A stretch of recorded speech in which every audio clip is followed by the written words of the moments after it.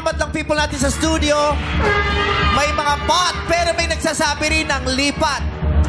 Ikaw ang magdesisyon dyan. Pot o lipat? Lipat!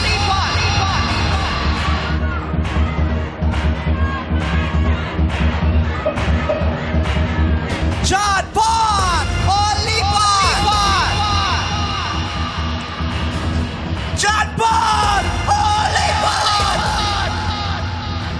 John! Hindi siya makasagot kasi. Nag-iisip. Nag-text kasi ako. Wala ka na rin ang boses. Ano, baby, oh, ano, baby, oh, ano? Sige, lipat na lang. Lipat! Gusto niya ng sure win 40,000 pesos. Kung lilipat ka, kailangan mong, ayan.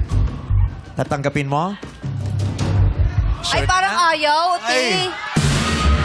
Nag-hesitate pa.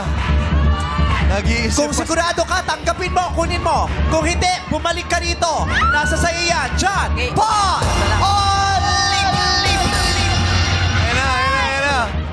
Kinuha na. Tinanggap na ni John. Congratulations! You just won 40,000 pesos. Yay! Kung nag-pot ka, eto sana ang katanungang haharapin mo. 40,000 na yan. Sige. Kung alam mo ang sagot dito, bigyan kitang extra 10. Para 50. Oo. Okay yon? Okay po. Pero pag mali ang sagot mo, bawasan ko yan ng 40. Gala na tiro. Huwag naman gano'n, eh. Oh, buntis kasi asawa niya. Okay. Ang tanong, anong pangunahing ilog sa Metro Manila na ayon sa DENR ay humigit kumulang 27 kilometro ang haba, ang direktang nag-uugnay sa Laguna de Bay at Manila Bay? Okay? Anong pangunahing ilog sa Metro Manila?